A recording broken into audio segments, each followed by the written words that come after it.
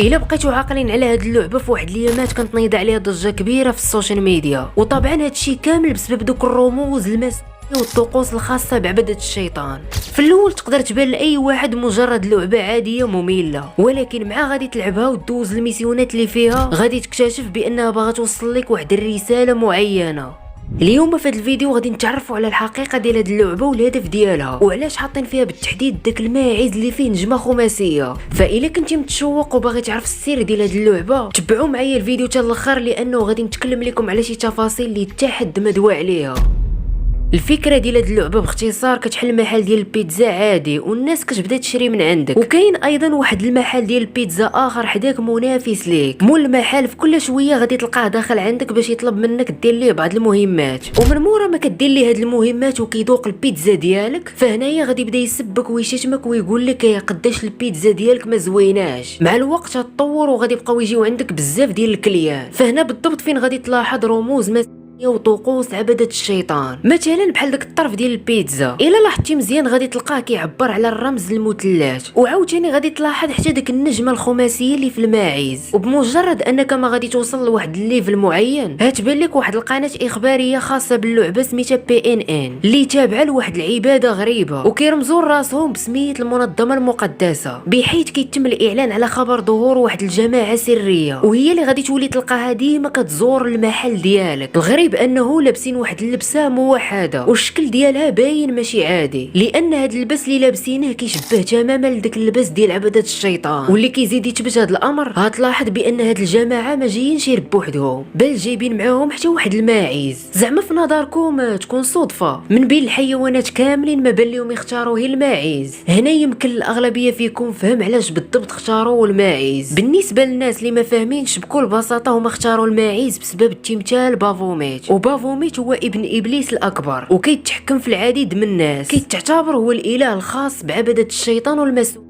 وكيقدسوه بواحد الشكل اللي مرعب. بافوميت مذكور في الانجيل والتوراة، والشكل ديالو الحقيقي كيف ما كتشوفوا راسو على شكل ماعز، ومطبوعه في جبهته نجمه خماسيه كيمتلك جسم بشري مع الصدر ديال المراه، وفي راسو 3 ديال القرون. التنظيم الخاص بعبده الشيطان ولا علني، وهادشي بسبب المعابد اللي نشؤوها في مدينه سان فرانسيسكو، وكاع هاد المعابد حاطين فيها تمثال بافوميت. وكل عام عندهم عاده سنويه اللي كتسمى بالتضحيات البشريه، اللي فيها كيقدموا الشيطان بافوميت قرابين بشريه وارواح اغلب الاطفال. وبافوميت عنده 7 ديال الوصايا على الارض خاصهم ضروري يتنفذوا. بغيتك ضروري في هاد النقطه تركز معايا مزيان باش تفهم السيناريو والمخطط اللي باغيين يوصلوا ليه. بافوميت كيامر بجميع عبده الشيطان انهم يستمتعوا بجميع الاجناس، يعني باختصار ما كيفرق معاهم لا انسان ولا حيوان. الشيطان هو اللي كيحمي ظهرك، وما عندكش الوقت باش تفكر في راحه الاخرين. خاصك تكون اناني وما تطيحش في الحب، لان الحب ديال الضعفاء. انتقم وما ترحم حتى حد، لانك انت في الاصل حيوان وماشي انسان، فشبع ديك الرغبه الحيوانيه اللي عندك قدر المستطاع. ما تامنش بالاديان لانها كتدمر السعاده ديالك. ما تسوقش لدوك المعاصي اللي كديرهم، لان الشيطان غادي يغفر ليك وما غاديش يحاسبك. فهنايا الا رجعتي للعبه غتلقى راسك خاصك تنفذ كاع الطلبات اللي كيطلبوها منك، وفي كل مره ملي غادي يطلبوا منك دير شي مهمه جديده هتلاحظهم بانهم ما راضينش عليك وحتى على داكشي اللي كتنفذو. الهدف ديال هاد اللعبه كيبغيو يفهمونا انه في كل مره ملي غادي تقبل شي اهانه هتزيد الشعبيه ديالك، وفي كل مره هتنفذ الطلب ديال دوك الجماعه وانت حاني الراس، كل ما المكانه ديالك كتولي كبيره.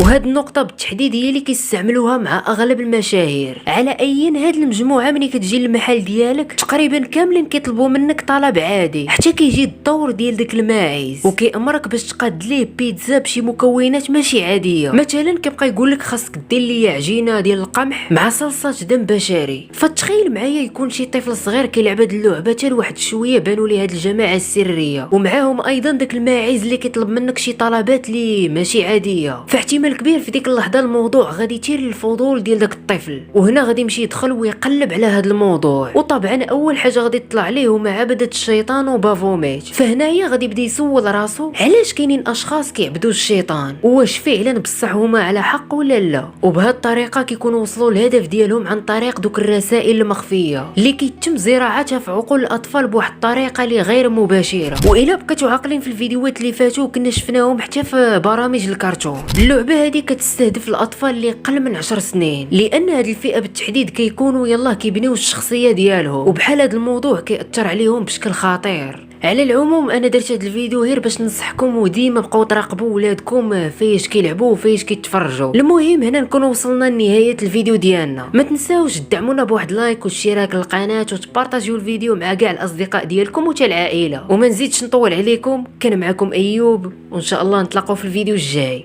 بيس.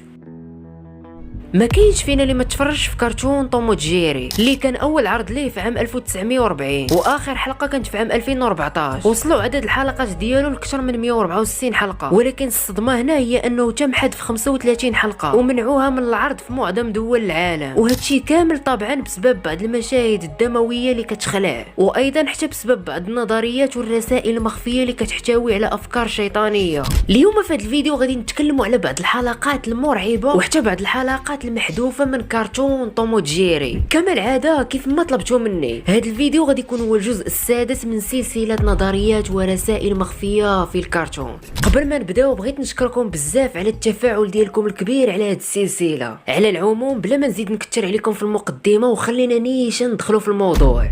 اول حلقه عندنا من كرتون توم وجيري بعنوان هافين ليبوس او القط السماوي، اللي فيها كنشوفوا توم وجيري كيدابزوا مع بعضياتهم. وطبعا هذا الامر ما غريبش علينا، ولكن من موراها كنشوفوا داك البيانو الكبير طاح على توم ومات، وهنا الروح ديالو طلعت في واحد الدرج متحرك اللي كيوصل حتى للسما، وفي الاخر مع كيوصل الفوق كتبان لينا واحد البلاصه دايره بحال الجنه، وكان واقف واحد الشخص في